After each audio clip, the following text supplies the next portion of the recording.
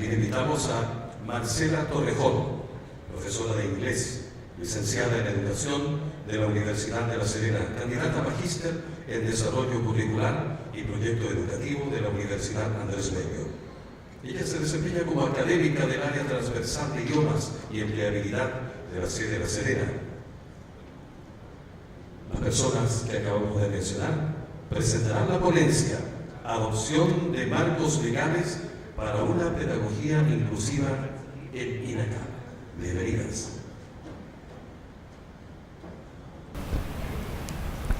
Hola, buenos días a todos y a todas. Mi nombre es Marcela y con Jocelyn vamos a estar a cargo de esta ponencia. Antes de comenzar, quisiera compartir con ustedes este proyecto que llevamos realizando en la sede durante los últimos 3 años, que partió con una necesidad muy especial, que era cómo los chicos con hipoacusia o sordera profunda podían cursar la asignatura de inglés. Hago este análisis de contexto antes de entrar a la ponencia, debido a que tenemos que tener en consideración que todos los programas, todas las carreras que INACAP imparten, tienen al menos 1, 2 niveles de inglés en forma obligatoria y así sucesivamente. La orientación de estos programas está orientada al desarrollo de habilidades auditivas y orales, lo que va en desmedro de los chicos con discapacidad auditiva. Para efectos de cómo abordar esta problemática y cómo la vinculamos con la ponencia, nosotros utilizamos un ambiente de aprendizaje denominado Plataforma Inglés 360, que en la ponencia vamos a desarrollar más adelante. Por eso es bueno tener este análisis de cómo nosotros iniciamos este proyecto hace 3 años atrás. Como también es importante considerar tener una visión macro con respecto al tema de la discapacidad, tanto a nivel nacional e internacional. Para efecto de esta ponencia, las vamos a dividir en 2 grandes dimensiones. Jocelyn, que es nuestra psicopedagoga que trabajó con nosotros en el proyecto, va a hacer referencia al marco legal nacional e internacional, a la problemática, va a focalizar en más detalle.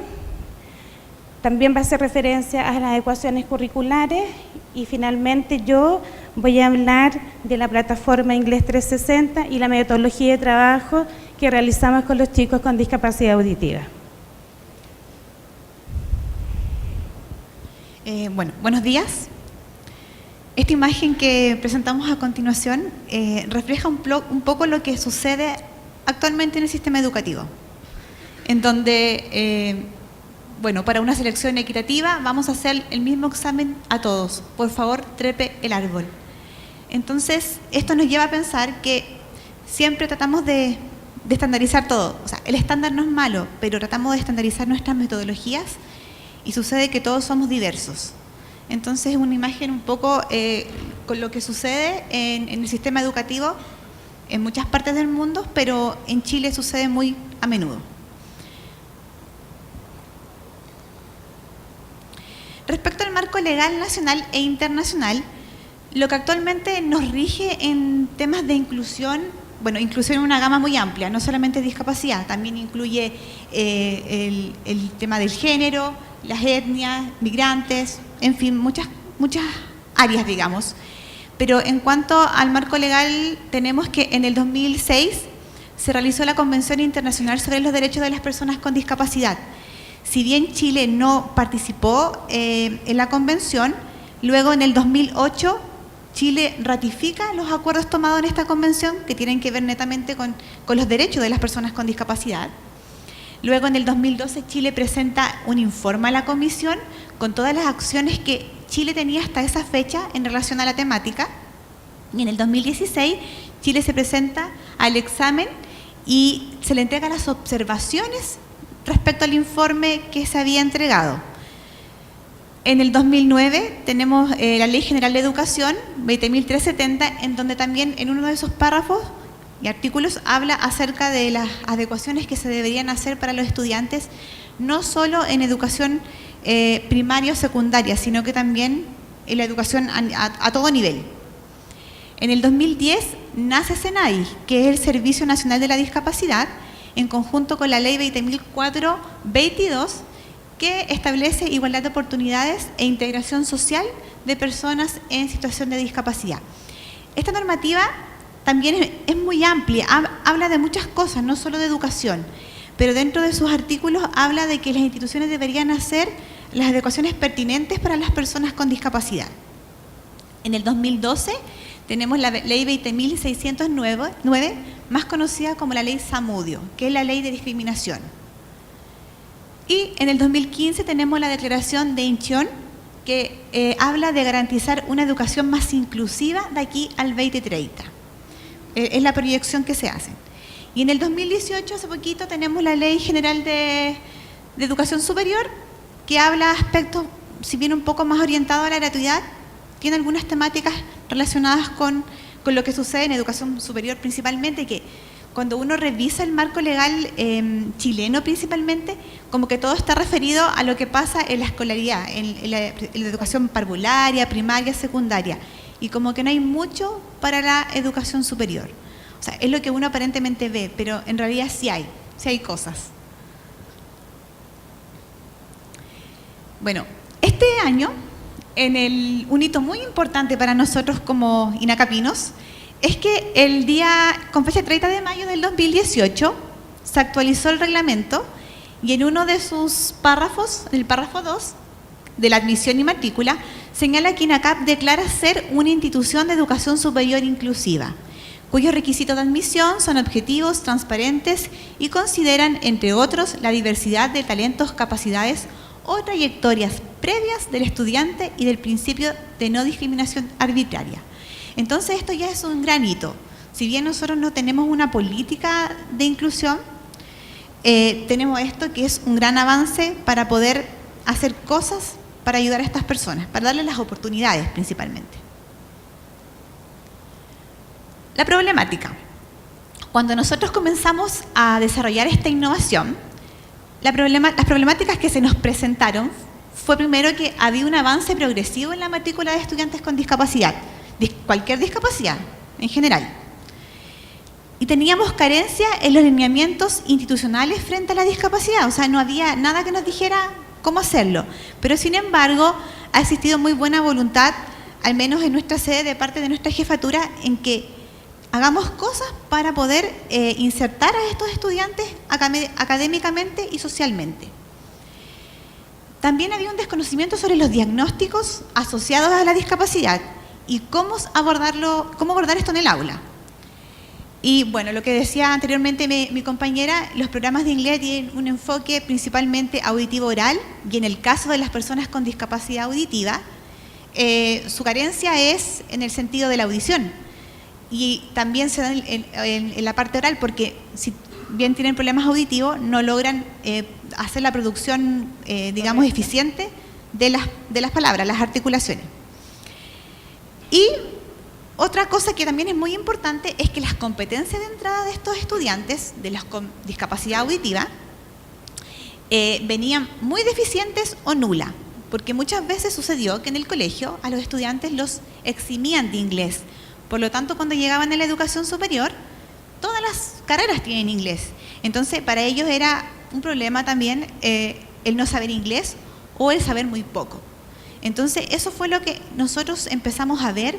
Y bueno, los primeros casos en donde no teníamos esta innovación de la plataforma fue cambiar del inglés que se tenía que hablar en el aula a hablar más en español. Entonces, también ahí estábamos perjudicando un poco al resto de estudiantes de la sala, porque el enfoque era auditivo oral. Y en los casos que los alumnos tenían intérprete, los intérpretes de lengua de señas no manejaban el idioma. Entonces, la clase tenía que hacerse a un grupo en inglés y al estudiante con discapacidad auditiva en español. Entonces, ahí los profesores tenían que estar diversificándose dentro de la misma aula. Bueno, nosotros cuando partimos este proyecto lo único que teníamos claro era de que habían adecuaciones curriculares y de que lo que teníamos que hacer era eso. Entonces empezamos a investigar y las adecuaciones curriculares que la literatura nos habla se dividen en significativas y no significativas. Las significativas son aquellas que dentro de esos elementos están los aprendizajes esperados, los criterios de evaluación, los objetivos, el contenido. Entonces, cuando hablamos de discapacidad y vamos a hacer adecuaciones, lo ideal es que se hagan adecuaciones no significativas. ¿Por qué? Porque tú al hacer adecuaciones no significativas, lo que haces es adecuar la metodología, las actividades, las evaluaciones, pero tú no cambias los aprendizajes esperados ni criterios de evaluación. Porque si nosotros empezamos a hacer adecuaciones significativas, lo que vamos a hacer va a ser alterar el perfil de egreso, los niveles de logro, los aprendizajes, o sea, vamos a cambiar el diseño curricular y vamos a estar entonces hablando de otra carrera. No digo que no se puedan hacer, porque a lo mejor en algún minuto tendríamos que hacer alguna, o sea, en lo más mínimo deberían ser las significativas, pero siempre deberíamos priorizar las no significativas, porque no van a alterar el diseño curricular que nosotros estamos ofertando. En el fondo, las no significativas son elementos de acceso al currículum. Nosotros en nuestra sede, como estábamos recibiendo tantos estudiantes con discapacidad, la idea era detectarlos antes del inicio en la matrícula, porque muchas veces también nos pasó que fueron detectados post matrícula y muchos de esos casos también fueron detectados en el inicio de clase, o sea, partíamos en marzo, a finales de marzo recién se lograba detectar al estudiante en la sala de clases cuando ya había pasado el semestre, o sea, había pasado ya prácticamente un mes, y tener el caso ahí no era la forma más adecuada. Entonces, en nuestra sede levantamos un protocolo de detección temprana de estudiantes con discapacidad y que responde principalmente a este flujo. Bueno, la persona llega a informaciones, si el estudiante tiene discapacidad, se dirige a la oficina del CEA. El CEA es un centro que nosotros tenemos en La Serena, se llama Centro de Enseñanza-Aprendizaje, donde trabajamos un equipo liderado por el asesor pedagógico, donde vemos 2 psicopedagogos que atendemos a los estudiantes con discapacidad y a cualquier estudiante. Entonces, sí, muchas veces los estudiantes con discapacidad son las familias y los equipos PIE de los colegios quienes tratan de elegir la carrera más idónea de acuerdo a sus capacidades y habilidades. Entonces, muchas veces no es ni siquiera lo que el estudiante quiere, o a veces sí, o sea, por eso es importante que exista esta orientación vocacional o esta confirmación vocacional respecto a la carrera que ellos están eligiendo. Nosotros en algunas ocasiones hacemos algún recorrido por los talleres o por los laboratorios de la institución que responde a, digamos, los talleres de especialidad, para ver ahí, para que se vaya como ambientando a lo que quiere estudiar. Y siempre, y es muy importante, que exista una derivación al director de carrera, porque es quien le va a dar todo el contexto de la especialidad. Y le va a decir, mira, ¿sabes qué? Aquí puede que pase esto, a lo mejor es un poco más complejo. O sea, es importante que el director le dé una panorámica de la carrera que está eligiendo. No se trata de decir no, porque no podemos decir que no, porque eso es discriminación, pero sí podemos orientar, mira, tal vez podría ser así, de acuerdo a tus capacidades, porque también han pasado casos en que las personas con discapacidad han elegido carreras que les ha costado demasiado y finalmente han tenido que desertar porque no han podido continuar. Bueno, después el estudiante, una vez que habla con el director de carrera, completa su formulario de postulación, como es el proceso normal de matrícula, y si la carrera requiere prueba de admisión, la tendrá que dar. En algunos casos igual hay que hacer ciertas adecuaciones para dar las evaluaciones, de acuerdo a la discapacidad. Si lo aprobó, se matricula, pasa por caja y, en fin, todo el flujo hasta que es alumno regular. Luego, nosotros citamos al estudiante con discapacidad, en donde hacemos un levantamiento de necesidades, tanto internas como externas. Internas se refiere a que si tiene discapacidad auditiva, le ofrecemos la plataforma, o si tiene algún otro tipo de discapacidad, cómo lo podemos ayudar, vamos viendo ahí. Y externa se refiere a derivaciones principalmente a SENAI, que es el organismo que puede otorgar beneficios o ayudas técnicas para estos estudiantes. En el caso de las personas con discapacidad auditiva, se le pregunta, bueno, de acuerdo al grado de su discapacidad, si quiere cursar el inglés adaptado, que es la innovación, la plataforma que tenemos. Si nos dice que sí, una vez que ya va llegado el semestre, se le revisa la carga para ver con qué docente tiene la asignatura, se le informa al docente y después comienza a cursar el inglés adaptado. Bueno, es necesario mencionar que una vez que el CEA ha hecho la derivación con respecto a si estos alumnos en situación de discapacidad auditiva van a cursar la asignatura bajo esta modalidad, ahí lo importante dentro de la metodología de trabajo para nosotros como docentes, más la psicopedagoga, fue conformar un equipo multidisciplinario, ¿ya? Este proyecto, que ya lleva, como les dije anteriormente, 3 años, estamos trabajando en él, lo conformamos 2 docentes de inglés, más Jocelyn, que hemos hecho un trabajo arduo en cómo poder hacernos cargo de los estudiantes bajo esta condición.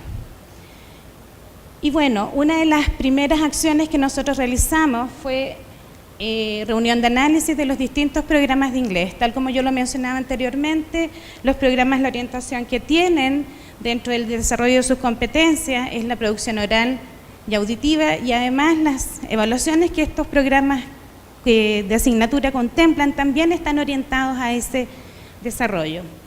Por tanto, lo que nosotros hicimos fue reunirnos en reuniones periódicas para realizar las adecuaciones de acceso, como bien yo se les mencionaba anteriormente, para que los alumnos pudieran cursar estas asignaturas sin bajar el estándar, sin bajar ni las competencias, sino que estas competencias, en vez de ser auditivas orales, iban a ser desarrolladas como competencias lectoescritas. Una vez que hicimos esas adecuaciones de acceso, solicitamos las licencias de esta plataforma 360, que tal como mencionaba en forma muy sucinta al inicio de la presentación, es una plataforma que permite, es un ambiente de aprendizaje que permite generar actividades creadas por el docente, tiene un reservorio que permite adecuar esas actividades en correspondencia con los criterios de evaluación que nosotros pretendemos desarrollar en estos estudiantes. Por tanto, es versátil, es muy dinámica, permite al docente visualizar la progresión que tiene el estudiante en las actividades realizadas. Tiene además la particularidad de generar una retroalimentación inmediata de los ejercicios con los alumnos, es decir, ha sido una herramienta fundamental para hacernos cargos bajo este contexto de chicos con discapacidad auditiva. Una vez que diseñamos las actividades, hicimos capacitación con los docentes de inglés que van a estar a cargo de estos estudiantes en sala, porque hay que pensar bajo la lógica que la inclusión es tener a los alumnos en sala. Si bien es cierto, ellos trabajaban con un computador vinculado a la plataforma, también ellos fueron incorporados a actividades grupales, colaborativas, desarrollando las competencias blandas del trabajo en grupo, ya que no por su condición de discapacidad iban a estar solamente en sala trabajando en forma autónoma con la plataforma. Una vez que se generó esta capacitación a docentes y alumnos bajo esta modalidad, hicimos una validación de actividades tanto en el proceso del inicio del año académico, es decir, los alumnos tomaban la asignatura, que las voy a explicar un poquito más adelante, pero dentro del diseño de las actividades siempre hubo retroalimentación constante por parte de los docentes que estaban con estos alumnos en sala. Y finalmente, al culminar el semestre académico, levantamos esta información por parte de los docentes y generamos mejoras a esta plataforma y a las actividades. Y bueno, con respecto a cómo trabajamos con los estudiantes, difiere un poco, no en forma tan sustancial. teníamos la identificación y derivación que nos hacía el Centro de Enseñanza-Aprendizaje, el CEA. Ahí Jocelyn fue un aporte importantísimo porque teníamos la vinculación directa con ella. Y convenimos como equipo que ellos firmaran un consentimiento informado, donde en este consentimiento ellos, tal como lo dice, estaban informados que la asignatura tenía los mismos niveles de exigencia, la misma cantidad de evaluaciones, es decir, lo único que hicimos fue una adecuación de acceso al programa de la asignatura, pero eran alumnos regulares en nuestras salas de clase. Se generó la capacitación docente, perdón, la capacitación de la plataforma 360. Ahora los alumnos en general, la recepción con respecto al uso de las tecnologías fue bastante satisfactorio, fue de fácil acceso y nos permitió abordar el tema. Y bueno, uno de los elementos que teníamos nosotros como en mente era mantener un apoyo sistemático a los alumnos, debido a que en general podemos decir que en un comienzo los tres del equipo nos hicimos como cargo, como tutores permanentes desde el acceso. Oye, nos ha accedido a la plataforma, qué pasa con esta actividad que está descendida, qué otro apoyo necesita, independiente del profesor de la asignatura. En un comienzo usamos WhatsApp, entrevistas, correos, es decir, buscamos todos los mecanismos por los cuales pudiéramos tener este contacto permanente con los estudiantes. En el primer año, de verdad, eran una demanda constante a través de los WhatsApp y poco a poco fueron generando mucha más autonomía con respecto a tanta consulta que nos hacían a nosotros los tutores, que adoptamos ese rol para hacer un acompañamiento en esta nueva modalidad de cursar la asignatura. Bueno, una vez que ellos seguían el conducto normal que nos indicaba el programa con respecto a la cantidad de evaluaciones, ellos validaron sus competencias a través del examen que contemplan los programas de inglés, que es el mismo examen que los estudiantes toman una vez que finalizan la asignatura. Y finalmente, al igual que con los docentes, generamos entrevistas y encuestas donde pudimos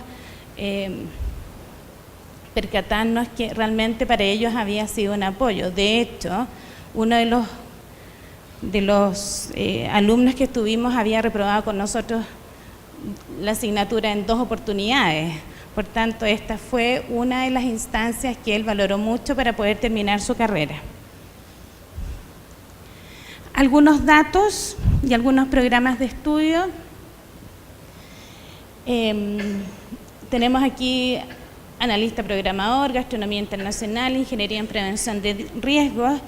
Y ojo, a medida que este proyecto se fue llevando a cabo, empezaron a emerger otras necesidades que tenían que ver, o otras problemáticas de cómo nosotros podíamos ayudar en el caso puntual de una alumna de nutrición que tenía un trastorno en la motricidad en la laringe, ya comenzaba a hablar y a los pocos minutos ya su voz desaparecía.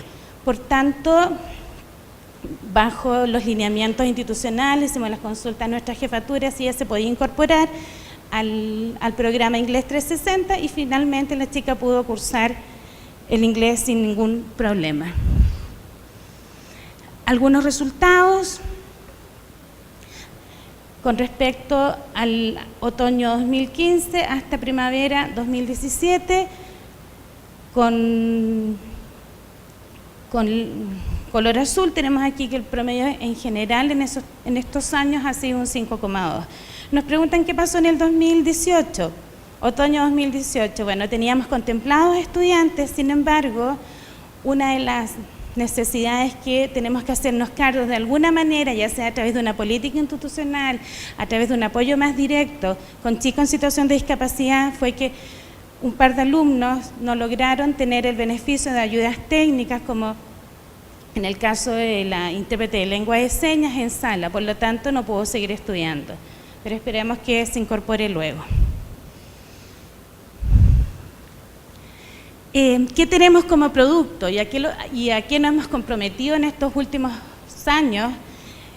Ahora tenemos los inglés 1, 2, 3 y 4 diseñados bajo este modelo de la plataforma 360, y lo que incorporamos para este otoño fue generar cápsulas de inglés en lengua de señas, que a continuación se las voy a mostrar.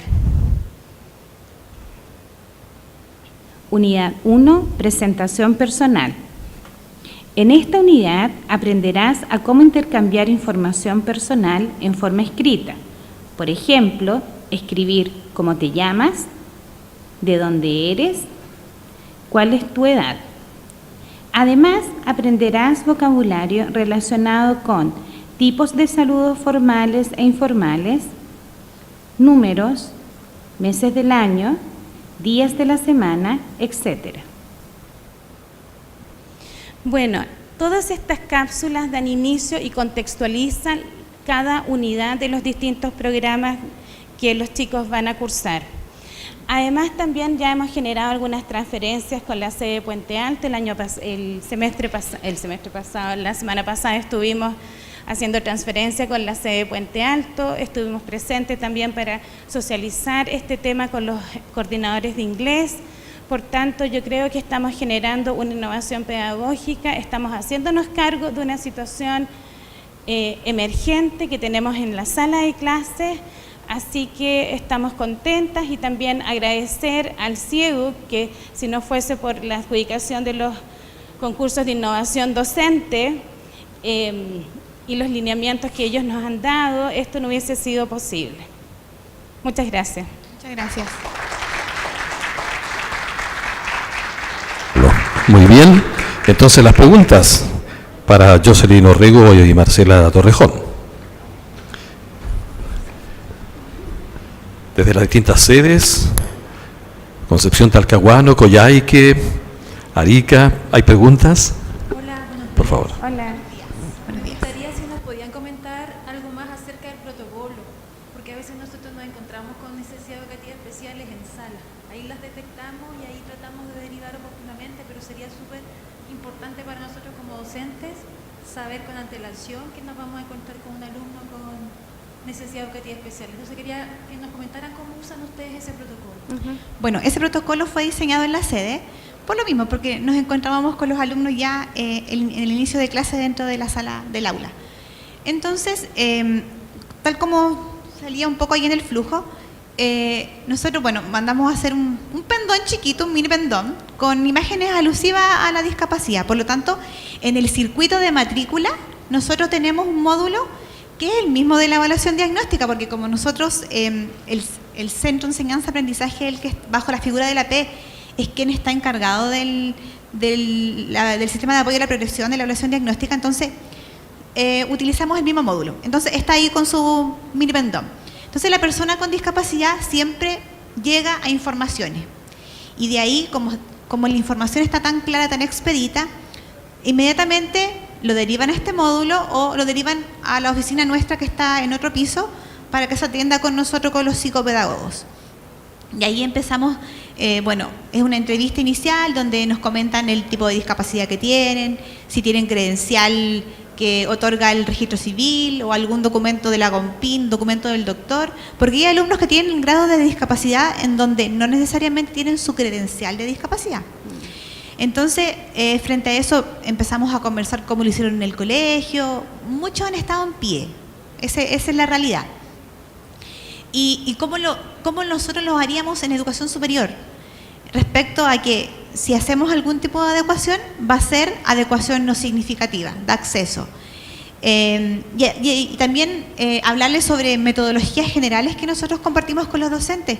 Por ejemplo, en el caso de las personas con discapacidad auditiva, que el docente trate en lo posible de no hablar mirando hacia la pizarra, de que trate de utilizar plumones con más colores, porque el chico va a ser visual, de que lo trate de sentar adelante, porque tiene que estar más al acceso de la información, mandarle los documentos con anticipación o cargarlos en la plataforma, cosa que cuando vaya a la clase ya los tenga leídos o los tenga en su computador y no se pierda tanto de eso.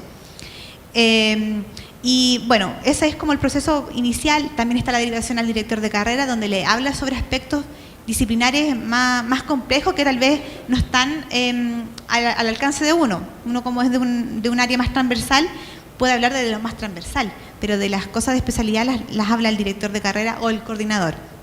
Entonces desde ahí empezamos ya todos a trabajar en sintonía, digamos, con el fin de poder generar acceso a estos estudiantes y poder derribar barreras.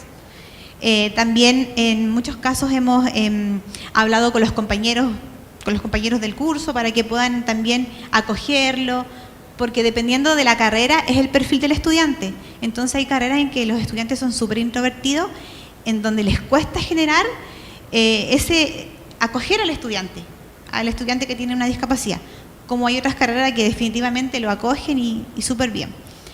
Entonces, más o menos como todos, ese es el protocolo.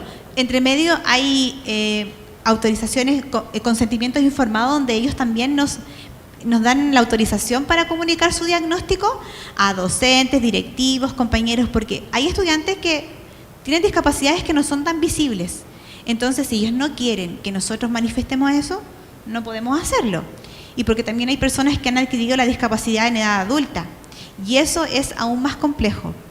¿Por qué? Porque no todos están pasando por un momento más depresivo. Entonces, hay un tema motivacional, actitudinal, que también genera una barrera. Entonces, son muchos los casos y son muy diversos. Pero más o menos ese es el protocolo que tenemos y lo podemos compartir a otras sedes si es que ustedes también lo necesitan. Cheri Hernández, directora académica de la sede Coyhaique. Probablemente Carmen Gloria Bustos, de la sede de Puerto Montt, asesora pedagógica, también está preparando alguna pregunta. Cheri Hernández. Sí, yo quería consultar en relación al sistema de evaluación. Nosotros en sede igual estuvimos haciendo seguimiento a nuestros alumnos con necesidades educativas especiales, pero ¿cómo hacen respecto a si manifiesta el alumno que le cuesta más, que le cuesta menos respecto a un aprendizaje esperado y si hacen alguna evaluación distintiva? Me refiero a exámenes orales, si de pronto hay un momento en que el alumno es sacado del aula para que se relaje, no presente tanta ansiedad. ¿Han manejado eso con los académicos? Y si este seguimiento que están haciendo muy bien en la asignatura de inglés, por la cual los felicito, lo están realizando también en otras asignaturas para ver la evolución global del alumno en su rendimiento académico. Lo que pasa es que... A ver, con respecto a la asignatura de inglés, fue nuestra primera momento que tuvimos, por lo menos yo con mi otro colega, de tener alumnos hipoacúsicos en sala. Por lo tanto, dentro de Sumayas empezamos a ver cuál era la progresión de este alumno y que si estaba cursando el inglés 1, qué iba a pasar cuando cursara el inglés 2 y 3 y 4. Por tanto, nos abocamos a eso principalmente.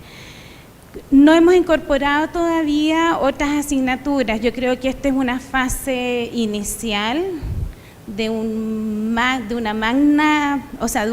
política mucho más amplia con respecto a cómo incorporar el tema de la inclusión bajo todas sus aristas. Nosotros estamos tocando un ápice de inclusión que es la discapacidad auditiva, por lo tanto eso requiere una revisión mucho más profunda de nuestros programas, de asignaturas, cómo dentro del mismo el programa está declarado, cómo nos hacemos cargo, bajo qué estrategias pedagógicas de los alumnos con distintos tipos de discapacidad. Así que yo creo que ahí estamos al debe como institución.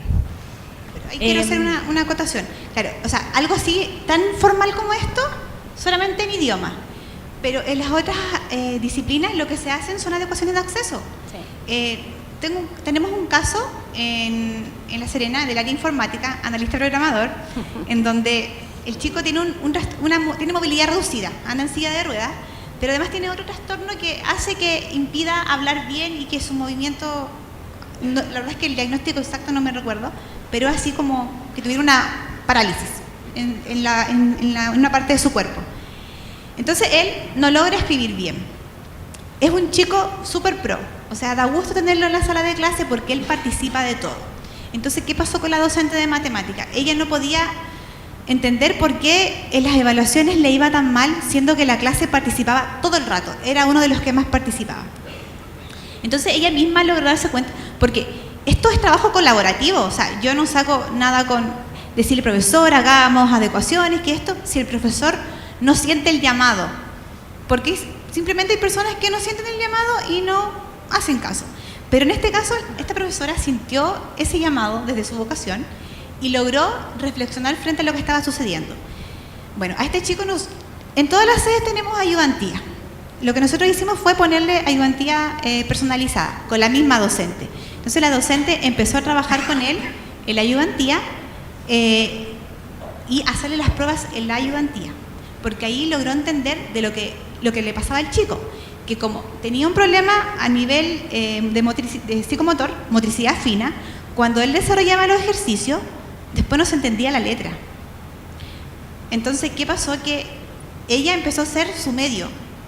Él le iba diciendo lo que ella tenía que hacer, ella lo iba escribiendo y el chico ha tenido muy buenos resultados. Y eso es una adecuación de acceso. No estamos alterando currículum, nadie le está regalando nada. Entonces, se requiere de mucha reflexión, de mucha concientización por parte de toda la comunidad.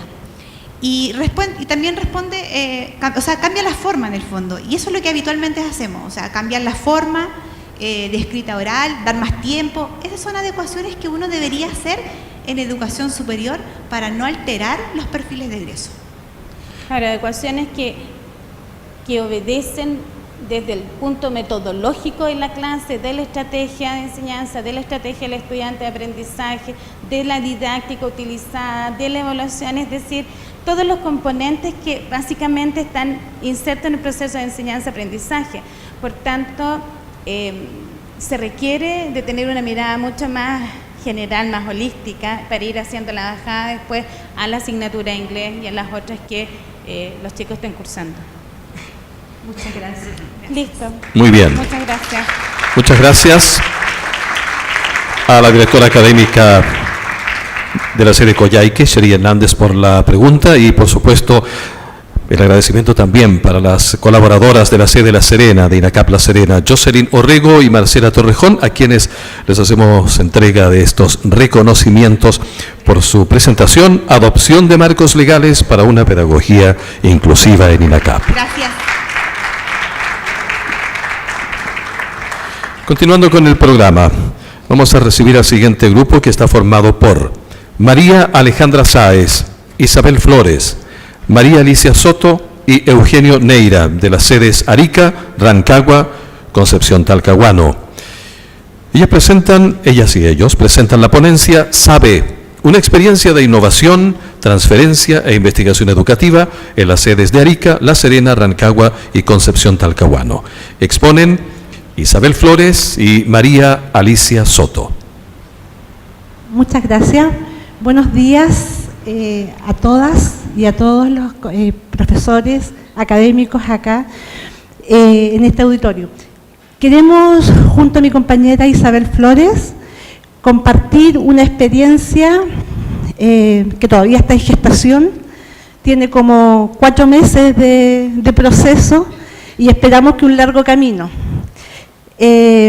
Bueno, esta es la experiencia del SABE, que lo importante decir acá son algunos elementos centrales.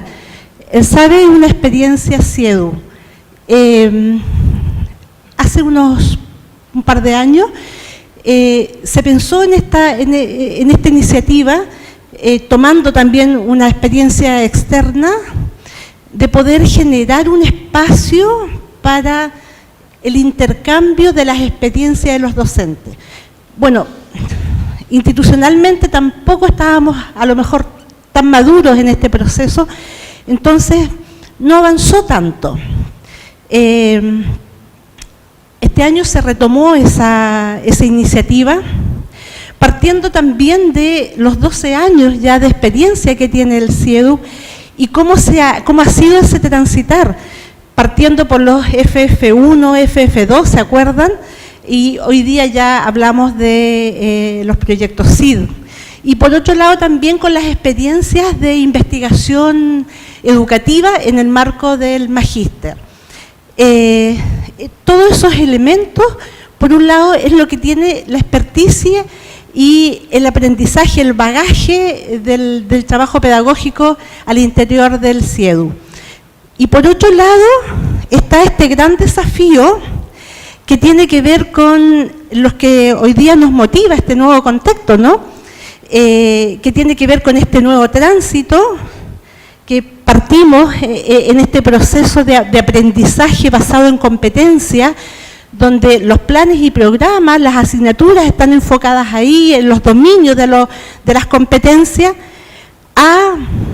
abriéndonos un poquito más al plan estratégico, 2020, que estamos pensando en un aprendizaje activo, pasando después a un aprendizaje activo, colaborativo, para avanzar a un aprendizaje activo, colaborativo y multidisciplinario. Imagínense lo que es eso, ¿no? Entonces, esta visión para el 2030 obviamente nos desafía en el mundo pedagógico, cómo hacemos este tránsito educativo. Y este desafío tiene que ver entonces con, obviamente, la innovación educativa, ¿ya? Y aquí hemos tomado una definición de la UNESCO que dice relación con que cuando hablamos de innovación educativa no estamos hablando a lo mejor de inventar cosas nuevas, sino que lo que estamos haciendo es de un acto deliberado, planificado, que lo que busca es básicamente mejorar o apuntar a la mejora de la calidad de los aprendizajes de los alumnos y que intenta desplazarse de este paradigma más tradicional en la cual casi todos los que estamos acá yo creo que nos formamos, ¿no? De cómo se hace una clase, de cómo se hace el proceso de aprender, porque el desafío 2030, la visión de INACAP nos está llamando a eso, o sea, tenemos que trabajar entre todos, tenemos que abrir las compuertas, romper las paredes de la sala. Chuta, ¿cómo lo hacemos eso, no? Entonces, pasamos por, o la iniciativa es entonces superar este paradigma para poder trascender y para poder lograr finalmente el aprendizaje del estudiante, de nuestros alumnos, que es lo que finalmente motiva a todo docente, académico, educador. Esto implica algunas cosas que no debemos perder de vista. Lo primero, y bueno, nuestro rector ayer habló un poco de esto, ¿no? De cómo son los liderazgos entonces distribuidos.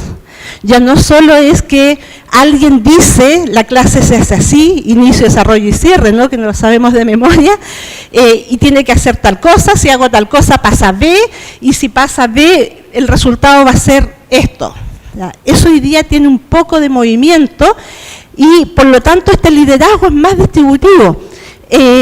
Implica también, por lo tanto, una autonomía y un protagonismo docente, ¿ya?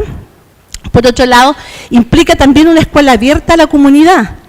Las horas cuadran, los programas que hago, trabajo en red o trabajo en comunidad, pero la comunidad se junta a las 6 de la tarde. Ah, chuta, no, yo hago clase de las 8 a las 9. ¿Cómo vamos mirando eso? Todo esto implica este proceso de innovación educativa donde también el uso de la tecnología es un elemento relevante. Entonces, este desafío es un poco lo que busca el proyecto SABE. Por un lado, que tenemos una plataforma digital, donde hoy día está alojado y se está alojando como repositorio las experiencias de los distintos proyectos, FF1, FF2 o los CID, más algunos proyectos interesantes y que han sido destacados como innovación del magíster. Y junto con ello difundirlo, para que este proceso genere una sinergia entre todos los docentes que tienen INACAP en sus 26 sedes, en este proceso de transferencia. Nadie está inventando la rueda ya fue inventada, entonces, ¿cómo lo vamos tomando, pero cómo lo vamos contextualizando? Y básicamente a través de un trabajo en red.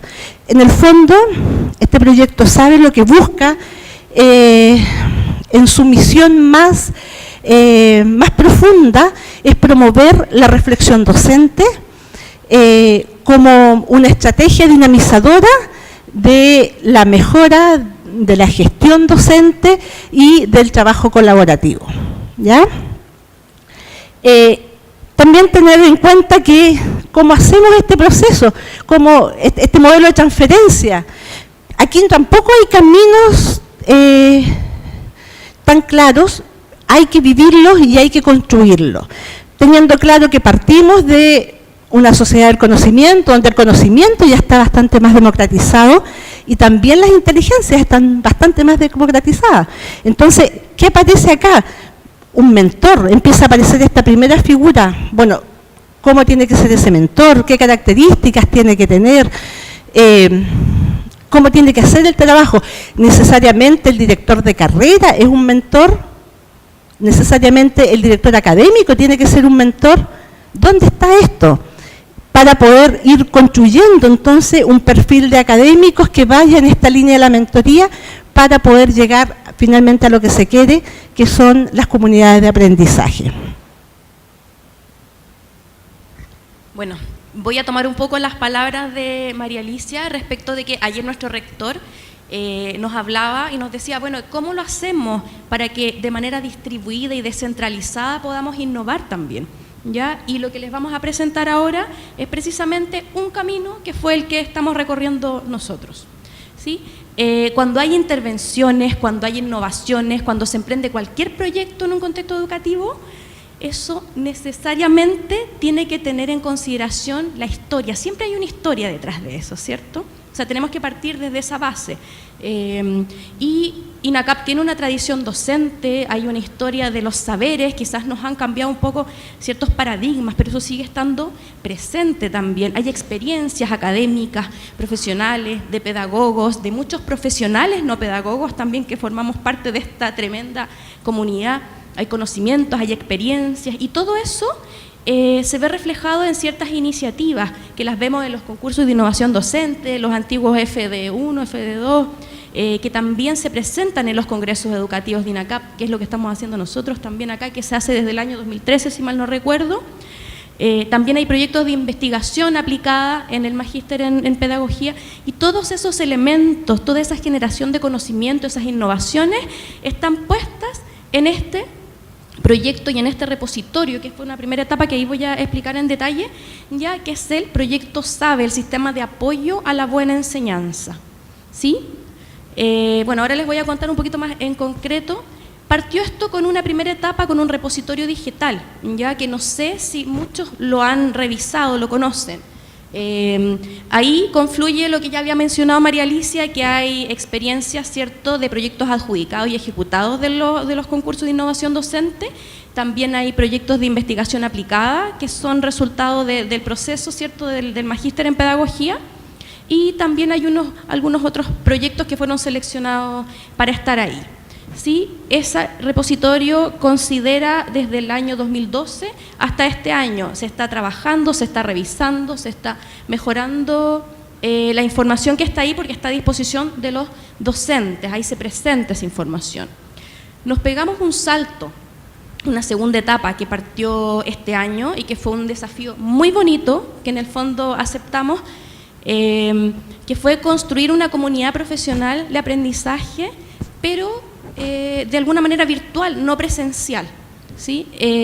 Fueron seleccionadas, si ustedes se fijan ahí en la etapa 2, sedes que abarcaran zonas norte, centro y sur del país, participantes Arica, ¿cierto?, con María Alejandra, que está acá presente, sede La Serena con María Alicia, Siedu también con Claudio, ¿sí?, que María Gatti, sede Rancagua, Isabel Flores, y sede Concepción Talcahuano con Eugenio, que ahí está presente también, ¿sí? Y ha sido complejo, no ha sido fácil hablar como de la conformación de una comunidad de aprendizaje.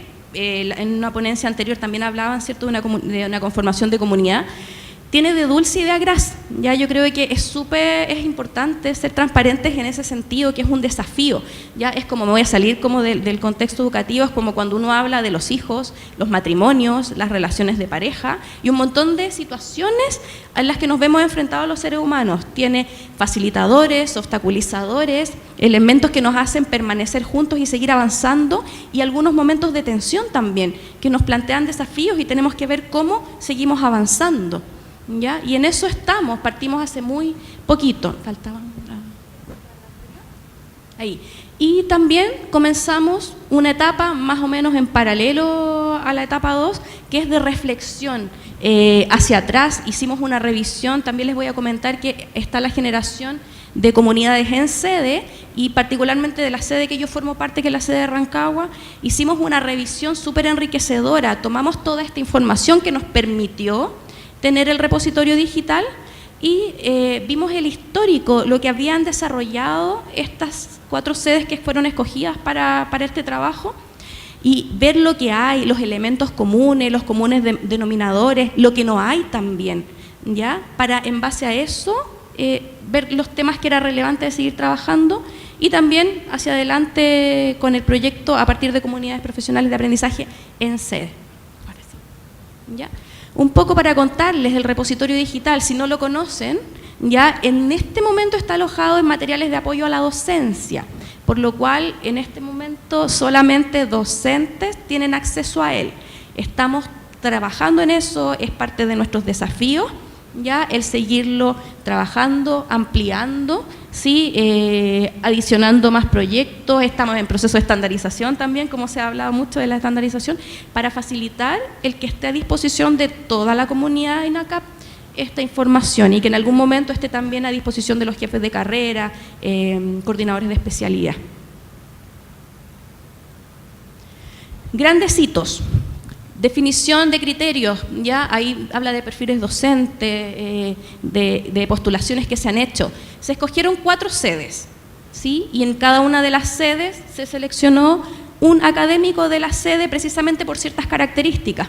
Ya me atrevería a decir resilientes, ¿cierto? Alta capacidad para tolerar la frustración, porque no es fácil el conformar una comunidad no virtual, ¿cierto? Hemos tenido nuestros momentos difíciles también y hemos sabido seguir adelante, pero es por características también que nos son comunes. Logramos crear la primera comunidad de aprendizaje profesional en el marco del proyecto SABE virtual, ¿ya? Logramos también revisar los proyectos, estandarizarlos, lo que había mencionado anteriormente, y formar una nueva comunidad de aprendizaje. Aquí me voy a mover un poquito. En la sede de Rancagua, una comunidad, vamos a partir por la piedra angular, quedó abajo la foto, don Luis Muñoz. Voy a decir rápidamente una pequeña descripción para que vean también la diversidad y qué es lo que se busca un poco en el trabajo. Ingeniero comercial, tenemos a Pilar Yáñez, asistente social, Alex Fernández, profesor de lenguaje, Carlos Ibarra, administrador público, Jimena Delgado, psicóloga, Isabel Flores, psicóloga también, y un aporte del área que nos patrocina, al menos en la sede de Rancagua, que es el área de procesos industriales, que es un profesional que es desde la línea de especialidad, ¿ya? José Fernández, que él es profesor de Estado en Química y Biología, así que nos aporta como una mirada distinta también, ¿sí? Y partimos, fechas importantes. El 10 de mayo tuvimos recién nuestra primera reunión, y a fines de junio recién presentamos formalmente la comunidad en la sede. Sí, eso. Ahí. Voy a intentar ir rápido. Desafíos específicos, porque aquí están coexistiendo, ¿cierto? Hay una comunidad virtual que involucra a 4 sedes, ¿sí? Y que hemos tenido algunos productos importantes que los vamos a contar más adelante. Y específicamente también en paralelo hemos trabajado en la comunidad de Rancagua. Estamos súper conscientes de que este mundo acelerado, rápido, requiere que se presenten resultados y tener productos, ¿ya? Así que nos planteamos, tenemos que evaluar la productividad, nos comprometimos con algo en junio y cumplimos, ¿cierto? Enviamos las 2 primeras postulaciones a fondos de continuidad bajo el marco del proyecto SABE, y si no nos va bien, somos resilientes, por lo tanto volvemos a elaborar y volvemos a presentar, si este es un proceso, ¿cierto? Dinámico. y definir e iniciar líneas de trabajo en innovación e investigación educativa a mediano y largo plazo. Aquí nos adscribimos quizás un poco a la Slow Science, no sé si la han escuchado, que tiene que ver con un movimiento con que requiere tomarse el tiempo y reflexionar para plantear, para identificar cuáles son los problemas que realmente van a tener mayor impacto, mayor escalabilidad y mayor transferencia también para trabajar en ello. Y ya también alineándonos con todo lo que es INACAP 2020 al 2030, facilitar el desarrollo profesional de sus miembros también, teniendo en cuenta, yo creo que aplica para las dos comunidades esto, que los seres humanos venimos en nuestra programación genética destinados a crecer, evolucionar y desarrollarnos. Y en un contexto laboral es lo mismo, por lo tanto también como profesionales necesitamos ir avanzando, ir creciendo, ¿sí? Y entregando elementos concretos, ¿cierto?, de producción académica. Ampliar también, que este es un tremendo desafío que tenemos porque partimos, como somos todos integrantes en Rancagua del área formación para la empleabilidad. Somos todos profesionales de esa área y tenemos nuestro aporte, ¿cierto?, del área de proceso industrial, un profesor de especialidad que es quien nos facilitó, don Mauricio Vadillo, muy amablemente, el jefe del área de procesos industriales, a don José Fernández, pero tenemos que avanzar hacia la interdisciplinaridad y en el caso concreto de INACAP nosotros lo interpretamos como que formación para la empleabilidad, disciplinas básicas y formación de empleabilidad tienen que confluir y conversar, ¿ya? Y por último, consolidar la comunidad profesional de aprendizaje de sede como un equipo de I+D+I, o sea, investigar, poder innovar, desarrollar también elementos que nos permitan esta generación permanente de conocimiento y la difusión de ella también, ¿sí? Eso es como lo que tenemos.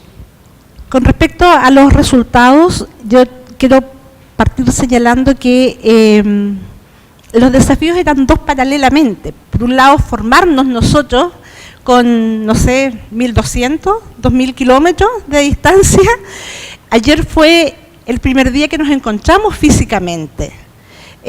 Durante 6 meses hemos trabajado a través del uso de las tecnologías, nos reunimos periódicamente los días lunes, debatimos, planteamos argumentos, planteamos cosas, generamos reflexión, generamos debate, vamos definiendo, abordemos esto de esta manera, no de esta otra manera, pero tomando en cuenta las características también de las sedes, porque este proceso de generar comunidades no hay recetas únicas.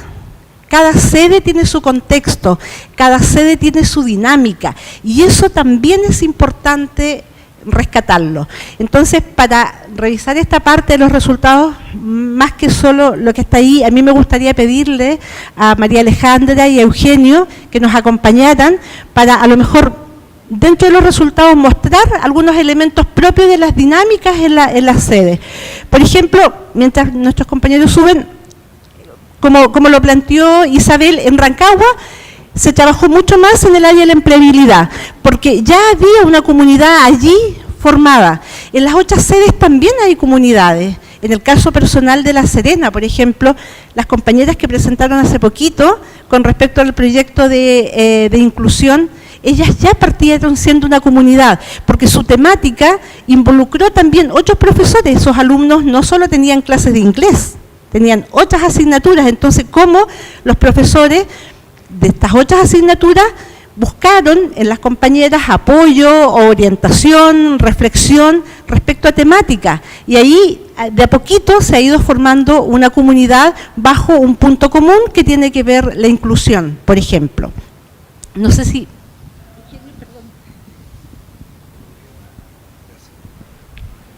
Bueno, en el caso de Arica, yo pertenezco a la sede de Arica.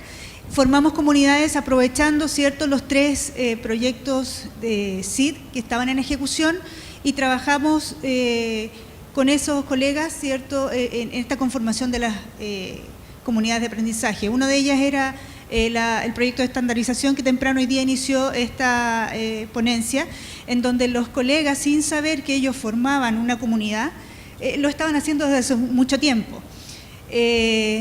Posteriormente también trabajamos con profesores y docentes del área de turismo y fuimos entendiendo que estas comunidades no podían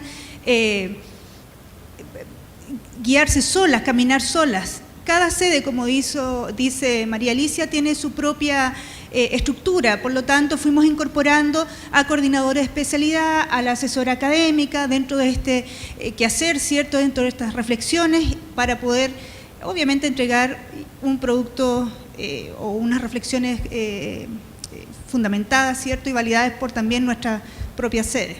Eso se dio en Arica, y también con otro proyecto de mecánica, que no estuvo acá lamentablemente en este congreso y valía la pena haber estado también, los dos proyectos que quedaron. También trabajamos de la misma manera, ellos también forman comunidad y ya están presentando también proyectos SID para la próxima temporada.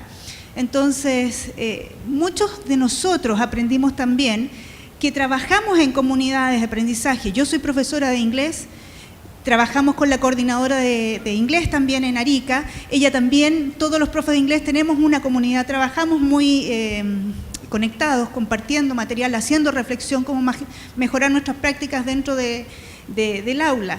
Esta vez lo que estamos haciendo con este proyecto SABE, lo que pretendemos hacer es un desafío propio mío, es sistematizar el trabajo para también poder conformar formalmente una comunidad de aprendizaje profesional. Eso en el caso de Arica. Muy buenos días. En el caso de Concepción es bastante similar, estamos en una etapa de revisión de los proyectos, sistematización, y a partir de ahí poder definir como meta el surgimiento de alguna comunidad. Si bien es cierto, existen comunidades que ya están trabajando a nivel informal, el área transversal, ¿cierto?, empleabilidad, como decía la colega, ya se forman, y la idea es poder asesorar a esas comunidades que son informales y transformarlas en formales y generar nuevas comunidades a partir de los intereses que presenten los docentes o académicos, ¿cierto?, en un área determinada. Por cuanto el rol que nosotros tenemos como mentores, en definitiva, es poder motivar, primero difundir y socializar la estructura, porque la diferencia que existe hoy día versus un par de años atrás, que hoy día tenemos una estructura formal que permite establecer, ¿cierto?, la creación de estas comunidades, por una parte, y también el poder generar conocimiento, que sin duda ese es el objetivo final, de poder generar conocimiento y mejorar nuestras prácticas de aula.